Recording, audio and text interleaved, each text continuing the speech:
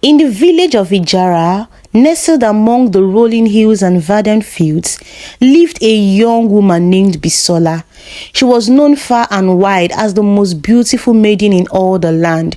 Her skin was as smooth as the petals of a rose, her eyes sparkled like the morning dew, and her laughter was like the music of the stream.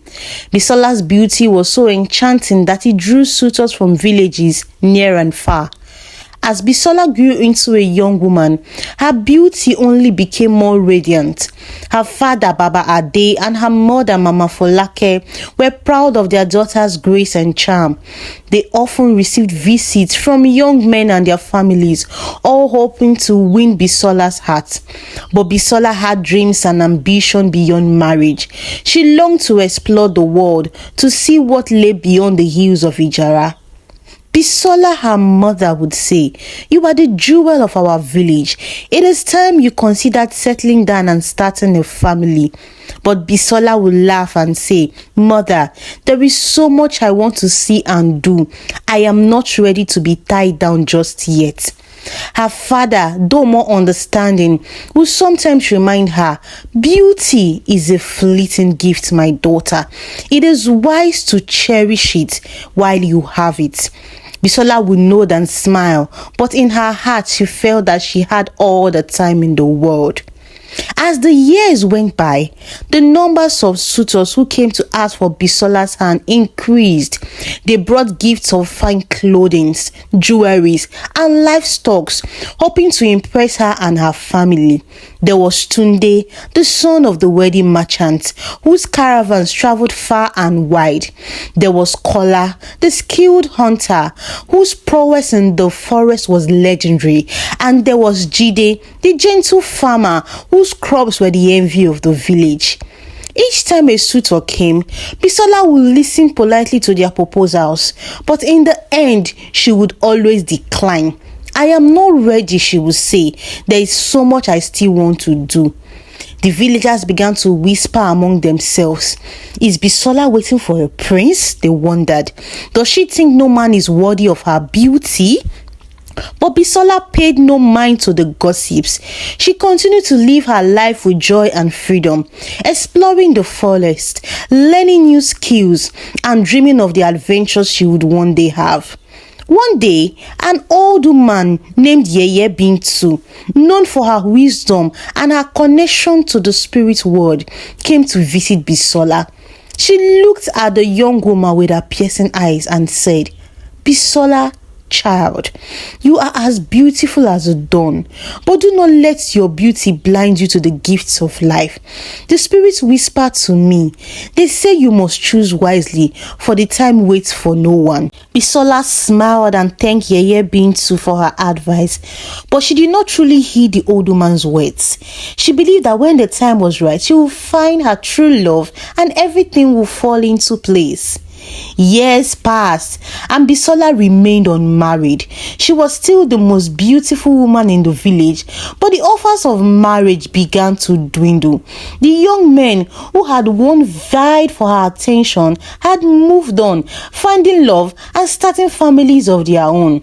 Bisola's friends, who had once envied her beauty and freedom, now had children and homes filled with laughter. One day, while walking through the market, Bisola saw Jide the gentle farmer with his wife and their 2 children. They looked happy, their faces glowing with contentment. Bisola felt a pang of something she had never felt before: regret. She began to wonder if perhaps she had made a mistake by waiting so long. As the seasons changed, Bisola's beauty remained, but she began to notice the first signs of age. The smoothness of her skin gave way to fine lines, and the sparkles in her eyes seemed a bit dimmer. She still received compliments, but they were twinned with surprise. "You are still so beautiful, Bisola," people will say, as if expecting her to have changed more with time. One evening, as she sat by the fire in her family compound, Bisola's mother spoke to her gently. Bisola, my child, you are no longer a young girl. You must think about your future. Do you not wish for a husband, for children to take care of you in your old age? Bisola looked into the flames, the words of her mother and Yeye Bintu echoing in her mind. She felt a deep sorrow, realizing that perhaps she had let her youth slip away, believing that she had all the time in the world. One day, a stranger came to the village. He was tall and handsome, with a presence that commanded attention. His name was Ayo, and he traveled from a distant land, seeking new opportunities and adventures. The villagers were intrigued by the tales of far-off place and the knowledge of the world beyond Ijara. Bisola was particularly fascinated by Ayo. He was different from anyone she had ever met, and he seemed to see her not just for her beauty, but for the person she was. They spent many hours talking, and Bisola felt a connection with him that she had never felt with anyone before. Ayo admired Bisola's spirit and her curiosity about the world. He appreciated her independence and her intelligence. For the first time, Bisola felt that she had found someone who understood her. One day as they walked by the river, Ayo took Bisola's hand and said, "Bisola, you are more unlikely anyone I have ever met. I have traveled far and wide, but I have never found someone like you. Will you come with me and explore the world together?" Bisola's heart soared. Here was the adventure she had always dreamed of, and a chance at love with a man who appreciated her for who she was. She agreed, and they began to make plans to leave the village and start a new life together. As the day of their departure drew near, Bisola felt a mixture of excitement and anxiety. She was ready to embrace a new life, but she also felt a sense of responsibility to her family and her village. She went to see Yeye Bintu, hoping to find some clarity. The old woman listened to Bisola's story and looked at her with wise, knowing eyes. "Bisola, my child, the path you choose is yours alone. But remember, every choice has its consequences. Do not sway by the allure of adventure if it means losing yourself." Bisola pondered Yeye Bintu's words.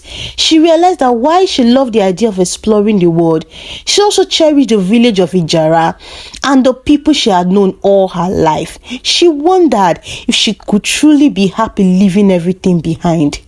That night, she had a dream. She was standing at a crossroad with two paths before her. One led to a life of adventure with Ayo, the other to a future in Ijara where she could find fulfillment in ways she had not yet considered. When she awoke, Bisola knew what she had to do. She sought out Ayo and explained her feelings. "Ayo, I care for you deeply, but I cannot leave Ijara. This village is my home, and I realize now that my true happiness lies here." Ayo was understanding, though disappointed. He respected Bisola's decision and wished her well. They parted as friends, and Ayo continued his journey, while Bisola stayed in Ijara, ready to embrace a new chapter in her life. Bisola threw herself into the life of the village with renewed vigor. She started helping her parents with their work, learned new skills, and became involved in the community. She discovered a passion for teaching and began to educate the village children, sharing her knowledge and inspiring them to dream big. Her efforts did not go unnoticed. The villagers admired her dedication and the way she had grown into a wise and caring woman. Though she was no longer the young beauty who had captivated everyone, her inner beauty shone brightly. As the years passed, Bisola found fulfillment in her work and relationships she had built within the village. She became a respected elder, sought after for her wisdom and guidance.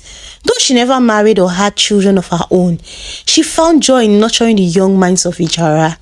As Bisola grew older, she often reflected on her life and the choices she had made. She realized that while she had once yearned for adventure and romance, she had found the true happiness in serving her community and being true to herself.